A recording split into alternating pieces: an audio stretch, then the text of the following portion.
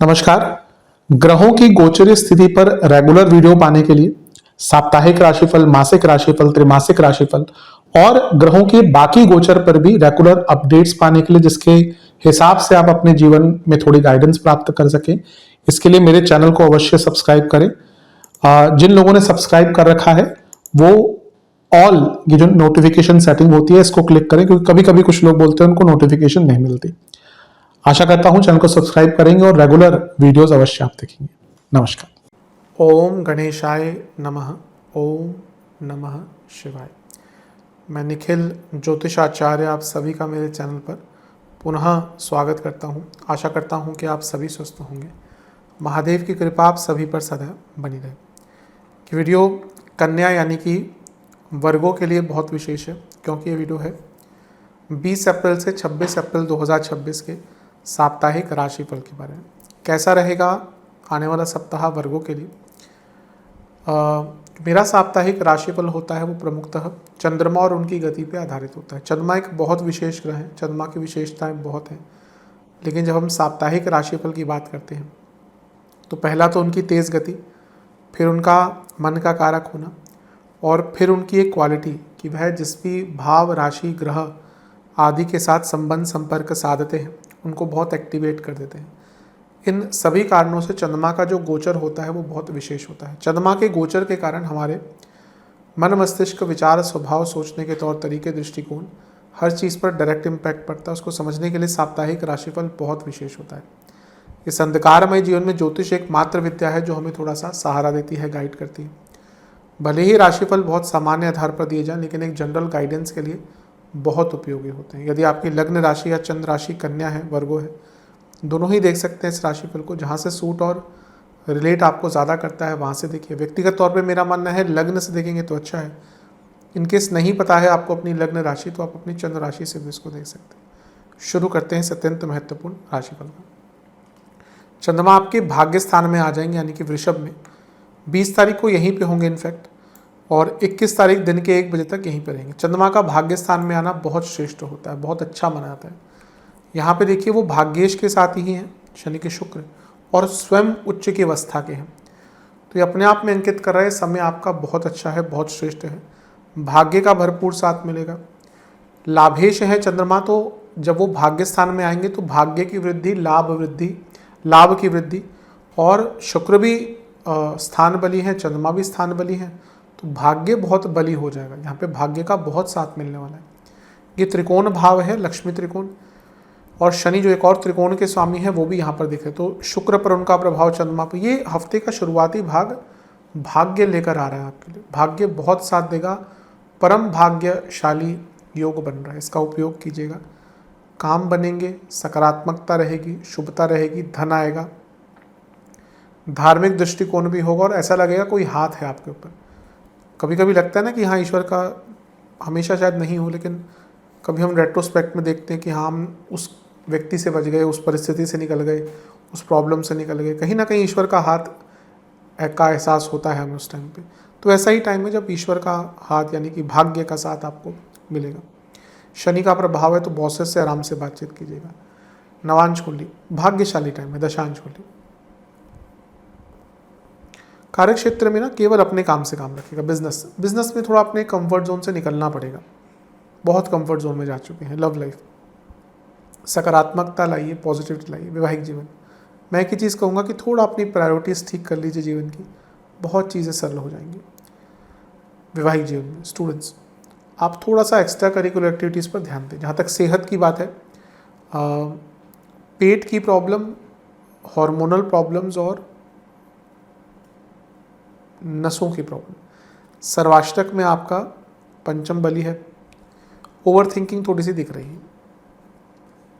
21 तारीख दिन के 1 बजे चंद्रमा आ जाएंगे आपके 10वें घर में यानी कि मिथुन में, और 23 तारीख शाम के 4 तक यहीं पर रहेंगे। चंद्रमा का 10वें घर में आना एक प्रकार से काफ़ी अच्छा माना जाता है। गुरु चंद्र साथ में है और गजकेसरी योग बन रहा है, और मंगल का प्रभाव भी है। अब वैसे गुरु आपके बाधकेश हैं, लेकिन अगर हम देखें सप्तमेश भी हैं, चतुर्थेश भी हैं गुरु, और आपके लाभेश चंद्रमा के साथ बैठे हैं। बिजनेस में बड़ा लाभ, प्रॉपर्टी का कोई काम रुक रहा था, मंगल का प्रभाव है तो कोई कंस्ट्रक्शन स्टार्ट करानी थी। गजकेसरी योग बन रहा है 10वें में, यानी कि कार्य क्षेत्र में या जीवन में जो विलंब आ रहे थे, जो कार्य आप पूर्ण नहीं कर पा रहे थे, वो पूर्ण कर पाएंगे। मंगल जो है वो आपके अष्टमेश भी हैं, जॉब चेंज करने का सुनहरा मौका, और तीसरे घर के स्वामी यानी कि हिम्मत भी रहेगी। तो हफ्ते का जो ये भाग है आपका दूसरा, ये बहुत अच्छा दिख रहा है। प्रोडक्टिविटी, अपने ऊपर विश्वास और अपनी बुद्धिमत्ता का भी आप उपयोग कर पाएंगे। नवांश कुंडली बता रही है कि ये टाइम है जब आप अपने आप को, अपनी क्वालिटीज़ को जान पाएंगे। दशांश कुंडली कार्य क्षेत्र में ना, जैसे मैंने पहले भी कहा था, इस टाइम पे भी केवल अपने काम से काम रखिएगा और अपने काम में भी किसी को दखल अंदाजी मत देने दीजिएगा। बिजनेस में क्लैरिटी ले आइए, बहुत आगे बढ़ेंगे। लव लाइफ, एक दूसरे के लिए सेक्रीफाइस करना सीखिए, वो टाइम की बात हो, जो भी हो। आज के टाइम में रिलेशनशिप सेक्रीफाइस मांगता है। वैवाहिक जीवन, एक ही परेशानी है कि आप चीज़ों को ना बहुत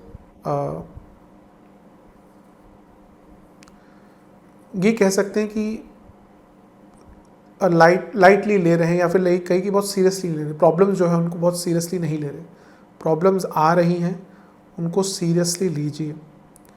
जहाँ तक स्टूडेंट्स की बात है, अपने कमिटमेंट पर थोड़ा काम कीजिए, अपने कमिटमेंट्स को ठीक कीजिए, अपने कमिटमेंट को पूरा कीजिए, बल्कि जो सोचा हुआ ना ये करेंगे वो करेंगे, उनको पूरा कीजिए।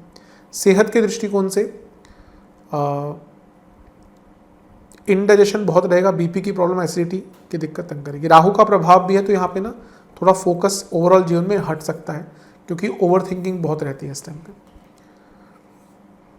23 तारीख शाम के 4 बजे चंद्रमा आ जाएंगे आपके लाभ स्थान में, यानी कि कर्क में, और सप्ताह 25 तारीख रात के 9 बजे तक यहीं पर रहेंगे। अभी एक और पार्ट है इस हफ्ते का। चंद्रमा का 11वें घर में आना बहुत अच्छा बनाता है। लाभेश हैं और यहाँ पे निर्विवाद निर्विरोध बैठे हैं, किसी की दृष्टि नहीं है, कोई साथ में नहीं है। तो ये टाइम बहुत अच्छा है। ये टाइम ऐसा है जहाँ पे आपको बहुत बड़ा कोई लाभ मिल सकता है, कोई इच्छा की पूर्ति हो सकती है, चीज़ें सकारात्मक हो सकती हैं, और अपना दृष्टिकोण भी आपका बदलेगा। एक पॉजिटिविटी यहाँ पे दिख रही है। तो बहुत अच्छा समय है, बहुत शुभ समय है। जितना हो सके अपने व्यक्तित्व को पॉजिटिव कीजिए, अपने आप को, अपने बारे में जानने का और प्रयास कीजिए।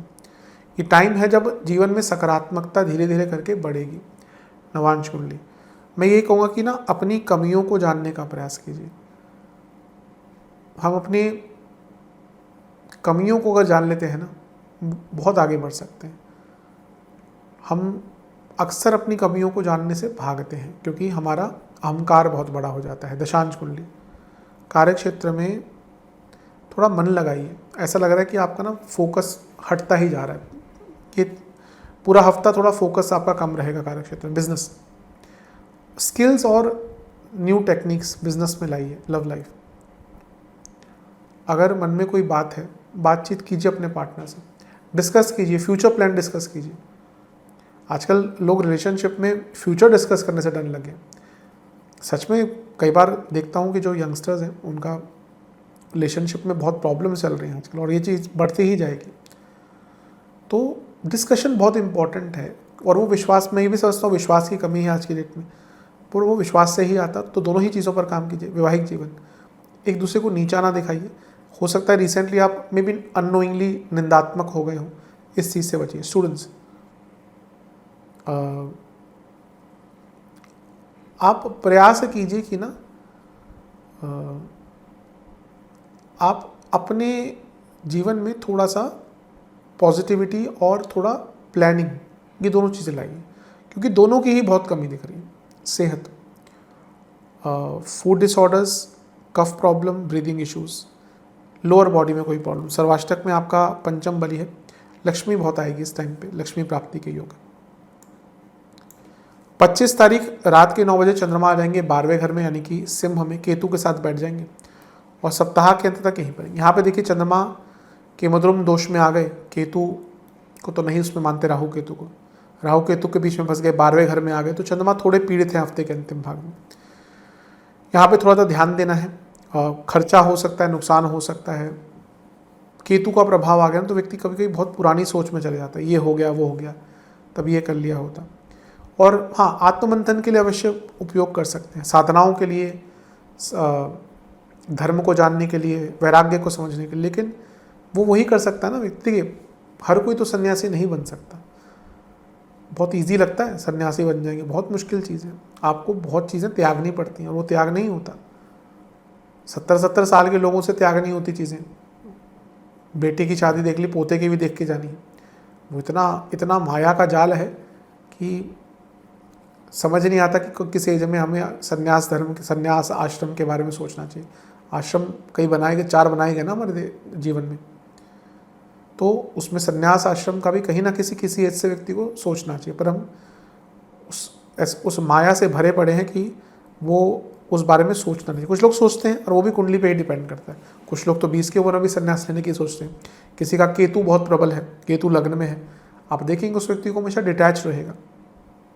तो वो कुंडली का प्रभाव होता है। नवांश कुंडली बता रही है कि अपने जीवन में एक फ्लो लाइए, कमी है।